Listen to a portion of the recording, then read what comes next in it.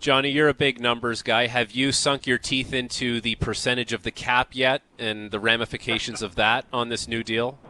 Well, I think it was like 16.4, wasn't there, something like that, on a 105 cap? So, yeah, for next year's cap, right, when the contract's going to start, it's going to be 16.3%.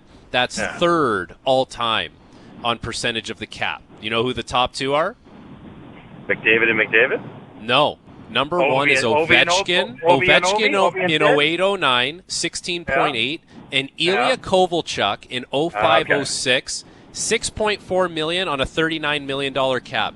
Think about that, and that was 16.4%. So I guess now, like with the Kaprizov money on the books, like where does McDavid go? Percentage of the cap, salary, like what does this mean for Connor McDavid's deal?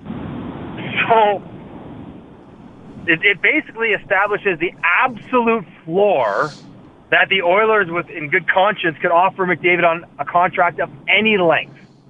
It could be a one-year deal. It's got to be 17 minimum or more. It could be a 3-year deal. It's got to be 17 minimum or more.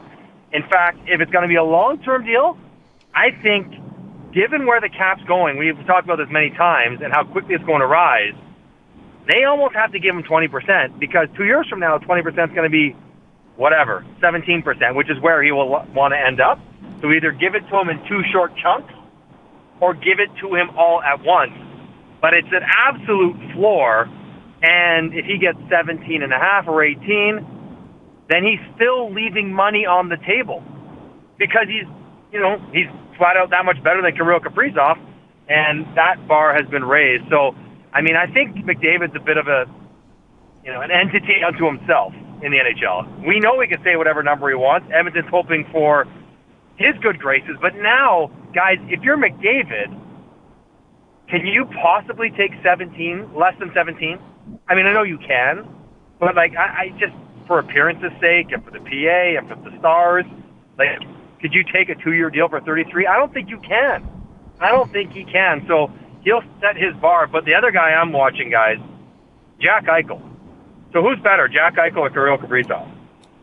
Eichel plays a more important position. Eichel, because of the position he plays. Yeah. Right, positional importance. Now, he might not be more important to a team, and I could give you a slight discount for tax ramifications.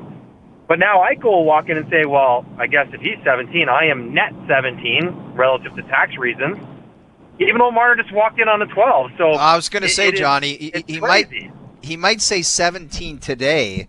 But do you think that would be his number? Like, do you have any idea, or would he have any idea that Kaprizov had that in his ballpark? That's a great question, because I don't know if there's a chat group with all the agents. Yeah, because there might have been Eichel 13 or 14 or whatever, and he might have been thinking 13.5. Yeah, and saying he's and now he's just like, what the hell am I doing? Yeah, let me call you back. Where I should be. Yeah, reset. Let's do this over. So, yeah, but I guess this is always, when the big guys were waiting for someone to go first, this is what they were waiting for, right? Yes. They weren't waiting for Eichel at 13.25.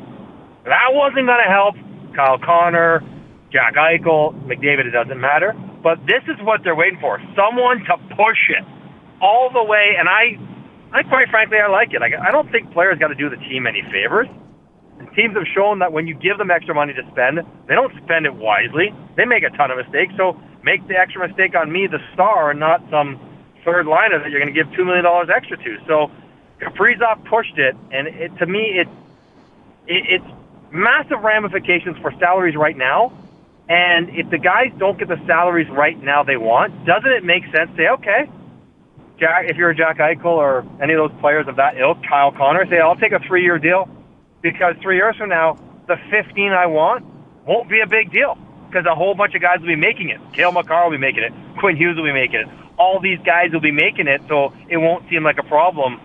It is a fast-moving adjustment we're trying to make on the salary cap and the value of contracts, and Kaprizov just bumped it big time. I mean, guys, he's making almost, 40% more than Mikko Rantanen, who signed 12 months ago. That's where I was going to go. That's where I was. Sidney Crosby. That's where I was going to go, Johnny.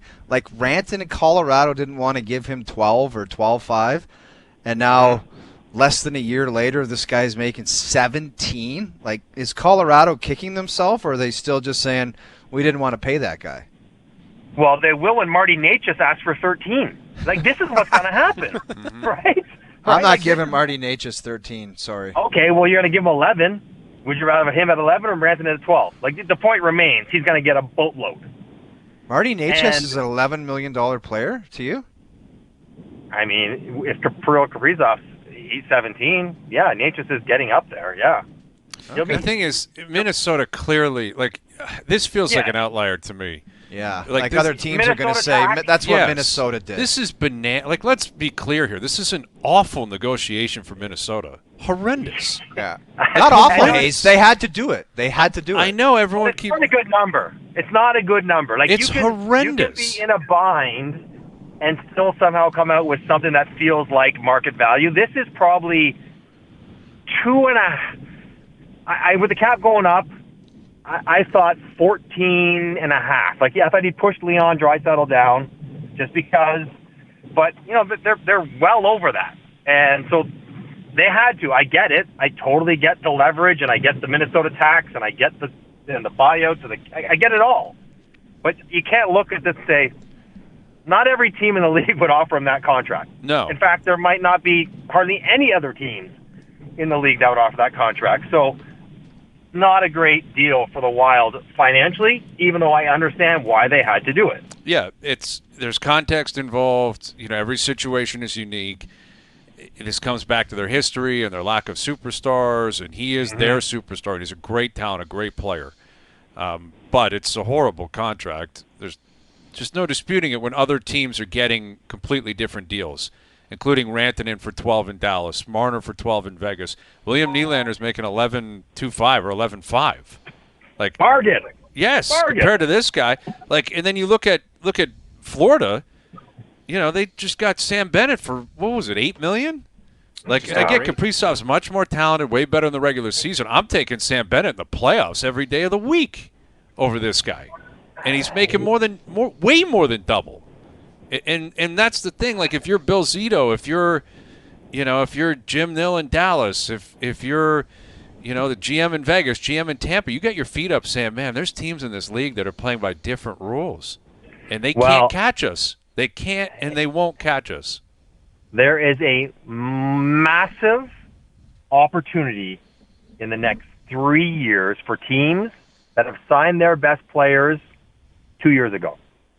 So, you think of even Ottawa, what they got their guys for. You think about Montreal with Suzuki and what they got their guys for. Like, if you have a great player who makes $8 million, that is so much extra money for you to play with until they get their next contract. Right? Suzuki would ask for $17 million. Suzuki's making $8 for another 6 years or something. Yes, 5 years. But if he was coming up this summer, he would be like, I'll take 16 or 15. He'd take 13.5. He'd be 13. Yeah, for sure. Which is crazy. Which is what does Austin make? 13.25. Kaprizov's going to make a lot more money than him. Yeah. Well, you got to take advantage of that, right? Yeah, right. Exactly. So I think there's opportunity there. You mentioned the Florida teams. Vegas has got some guys locked in. Yeah, for the teams that have been good and got their guys done. But it's all just this new Wild West financially that the NHL is going through. And it's like a baby case version of the NBA. Hayes, you'll remember the year when they got the new money and everybody was getting, I always say Luol Deng got $130 million. And you're like, what? That guy got a 4-year deal for $130 because they had to spend it. Like, that's kind of where the hockey players are going to be. Like, now, does it trickle down, guys? Adrian Kempe, is he going to push $10 million? Is Alex Tuch in Buffalo? Is he going to be a $10 million player now? He might be. Yeah, because they're going to go to Kaprizov and say, if he's 17, I'm at least 10. Well, it's human nature for a player to say that. Okay, maybe I'm not 17, and that's a different contract, a different market, but you know what? I'm 10. Well, and Tuch in particular, how different is Buffalo from Minnesota? How different? No, you're right. Not a lot.